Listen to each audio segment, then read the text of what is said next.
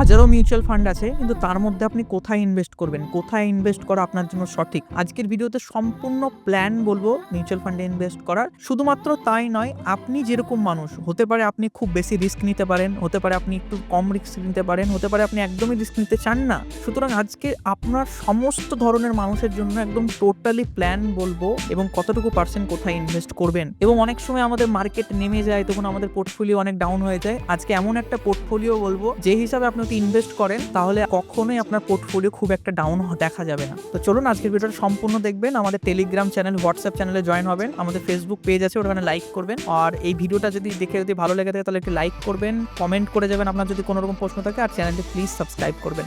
Mutual ফান্ডের উপরে আমাদের আরো অনেক ভিডিও আছে, আপনি চাইলে ওগুলো দেখতে পারেন। তো চলুন আজকের ভিডিওটা শুরু করি।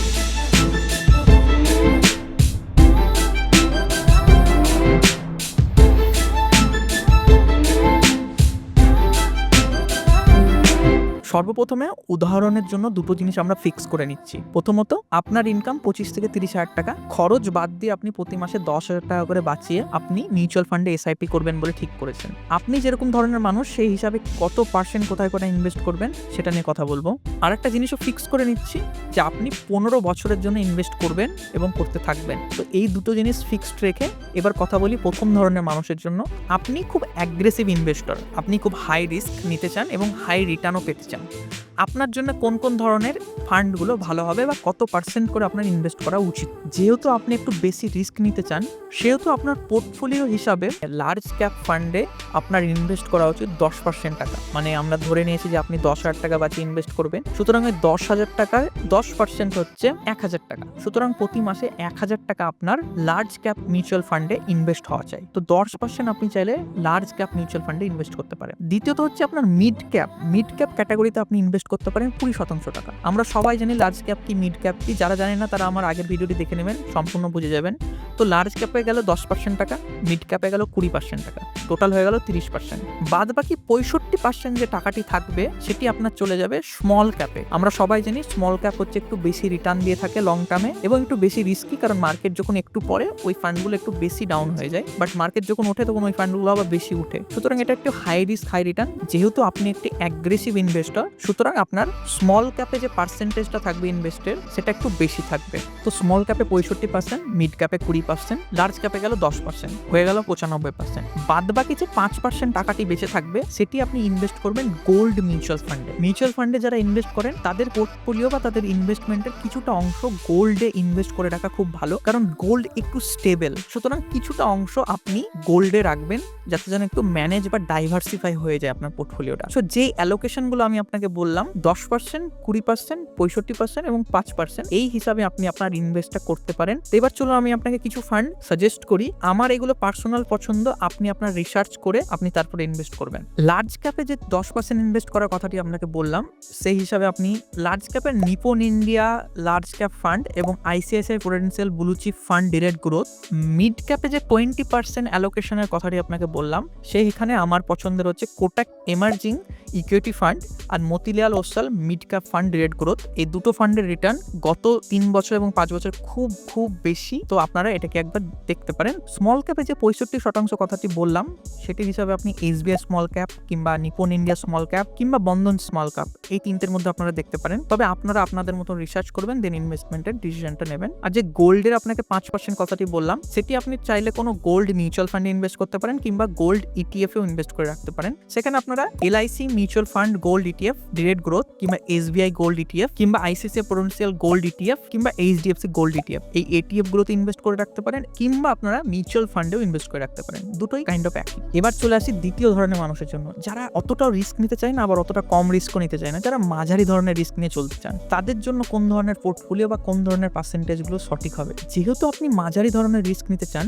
আপনার লার্জ ক্যাপ ফান্ডে 30% টাকা ইনভেস্ট করা উচিত। যেহেতু আমরা উদাহরণের জন্য নিয়েছি 10 হাজার টাকা আপনি বাঁচাচ্ছেন, সুতরাং 3 হাজার টাকা টাকা আপনি আপনার লার্জ ক্যাপ মিউচুয়াল ফান্ডে ইনভেস্ট করবেন এবং আপনি মিড ক্যাপে ইনভেস্ট করবেন 30% টাকা। সুতরাং আপনার 30% লার্জ ক্যাপে গেল, 30% মিড ক্যাপে গেল। এবার আপনি ইনভেস্ট করবেন 25% আপনার টাকা স্মল ক্যাপে। এবার আপনি 10% টাকা ইনভেস্ট করবেন গোল্ডে। যেহেতু আমি আগেই বলেছি আপনি মাঝারি ধরনের রিস্ক নিয়ে চলতে চান, সুতরাং যারা অ্যাগ্রেসিভ ইনভেস্টার ছিলেন এর আগে সেখানে গোল্ডের পার্সেন্টেজ ছিল 5%, কিন্তু আপনার ওটা বেড়ে গিয়ে হয়ে গেছে 10%, যাতে আপনি একটু স্টেবল হতে পারেন। এই জিনিসটা হিসাবে আপনি 10% আপনার টাকা গোল্ডে ইনভেস্ট করবেন, বাদ বাকি যে 5% টাকাটি বেঁচে থাকবে সেটি আপনি ইনভেস্ট করবেন ফ্লেক্সি ক্যাপ বা হাইব্রিড ফান্ড। আপনার ফান্ডটিকে আপনি এইভাবে সাজাতে পারেন: 30% লার্জ ক্যাপে, 30% মিড ক্যাপে, 25% স্মল ক্যাপে, গোল্ডে 10% এবং ফ্লেক্সি ক্যাপ বা হাইব্রিড ফান্ডে 5%। এইভাবে আপনার ইনভেস্টমেন্টটা সাজিয়ে রাখতে পারেন। আপনি তাহলে একটা মাঝারি রিস্ক বা একটা স্টেবল মোটামুটি মাঝারি রিস্ক হিসাবে আপনি এগিয়ে যেতে পারবেন। এবং অবশ্যই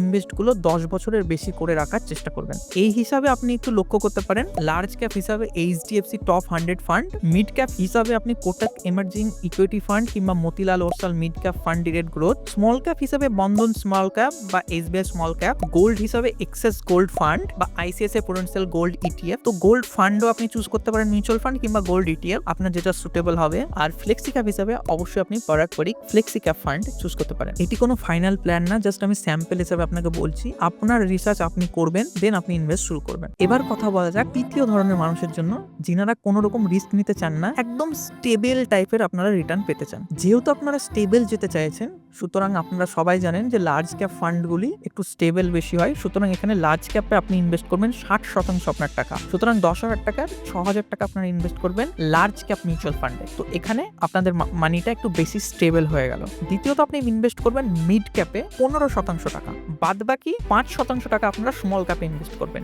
যেহেতু আপনি খুব স্টেবল একটা ইনভেস্টর, সুতরাং আপনি দেখতে পাচ্ছেন আমি আপনার শতাংশটা কমিয়ে দিয়েছি এখানে। যেহেতু স্মল ক্যাপ একটি ওভার ভলিটাইল ফান্ড, সুতরাং আমি এখানে 5% টাকা শুধুমাত্র আপনি স্মল ক্যাপে ইনভেস্ট করবেন। সুতরাং মাত্র 500 টাকা 10,000 টাকার হিসাবে। তাছাড়া 10% টাকা ইনভেস্ট করবেন গোল্ডে। এখানেও আপনি মিউচুয়াল ফান্ড কিংবা ETF নিতে পারেন। 10% টাকা গোল্ড, এটি একটি স্টেবল রিটার্ন আপনাকে দিয়ে থাকবে। এবং বাদ বাকি আরো 10% টাকা ডেপ্ট মিউচুয়াল ফান্ডে আপনি ইনভেস্ট করবেন। ডেপ্ট মিউচুয়াল ফান্ডটা এখানে নতুন ক্যাটাগরি আমি এখানে দিয়েছি স্টেবল ইনভেস্টরদের জন্য, এই কারণে কারণ ডেপ্ট মিউচুয়াল ফান্ডের যে রিটার্নটি হয় সেটি 6 থেকে 7% কিংবা 8%-র মাঝে, এবং ওটি খুব স্টেবল। ওটা কখনোই খুব একটা ওঠানামা করে না। আপনার পোর্টফোলিওর বা আপনার ইনভেস্টমেন্টের কিছুটা অংশ ডেপ্ট মিউচুয়াল ফান্ডে গেলে আপনার পোর্টফোলিওটা একদম স্টেবল থাকবে। এবং স্টেবল মানে এই ইনভেস্টরদের জন্য যে পোর্টফোলিওটা আমি সাজিয়েছি, এটা হচ্ছে এতটাই স্টেবল, যখন মার্কেট কিছুটা পড়ে যাবে তবুও আপনার টাকা অনেকটাই সেফ থাকবে এবং অনেকটা কম পড়েছে এরকম আপনি দেখতে পারবেন। কারণ আপনার এখানে আছে গোল্ডের ইনভেস্টমেন্ট অনেকটা বেশি। গোল্ড ইনভেস্টমেন্ট আপনি 10% করছেন, স্মল ক্যাপে আপনি খুব কম ইনভেস্টমেন্ট করছেন, মিড ক্যাপ এবং লার্জ ক্যাপে থাকছে খুব বেশি 60% আপনার ইনভেস্টমেন্ট, এবং ডেপ্টেও থাকছে 10%। সুতরাং আপনার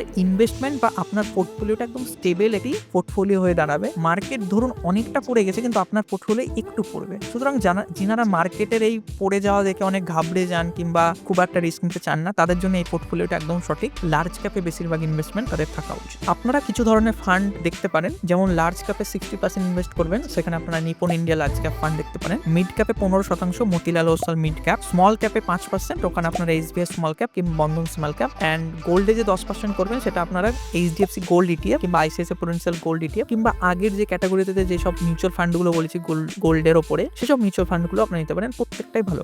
ডেপ্ট 10% হিসাবে আপনারা ICICI Prudential ultra short term ফান্ডের সাথে যেতে পারেন কিংবা HDFC লিকুইড ফান্ড, দুটোই খুব ভালো এবং খুব স্টেবল রিটার্ন। তো এই ছিল আপনাদের 3 ধরনের মানুষের জন্য সাজিয়ে ইনভেস্টমেন্ট পোর্টফোলিও বা ইনভেস্টমেন্ট ক্যাটাগরি। তো আপনাদের হিসাবে আপনারা বেছে নেবেন যে কিরকম ইনভেস্টমেন্ট আপনারা করতে চাইছেন। আমি আপনাদেরকে কয়েকটা কথা বলে রাখি, ইনভেস্টমেন্ট লং টার্মের জন্য যখন আপনি করবেন 10 বছর 12 বছর কিংবা 15 বছর কিংবা 20 বছর, প্রতিটা ফান্ডেরই রিস্ক অনেক কমে যাবে। যদিও বা আপনার এখানে মনে হচ্ছে যে অ্যাগ্রেসিভ যারা ইনভেস্ট করছে তারা অতিরিক্ত টাকা স্মল ক্যাপে দিচ্ছে, কিন্তু যদি অনেক সময় ধরে তারা ইনভেস্ট করতে থাকে রিস্ক অনেক কমে যায় সেখানে। সুতরাং চেষ্টা করবেন সবসময় অনেক সময় ধরে বা লং টার্ম ধরে ইনভেস্ট করার, এবং লং টার্মে ইনভেস্ট করলেই এই মিউচুয়াল ফান্ডের ইনভেস্টমেন্ট সব থেকে বেশি প্রফিটেবল হয় বলে মনে করা হয়।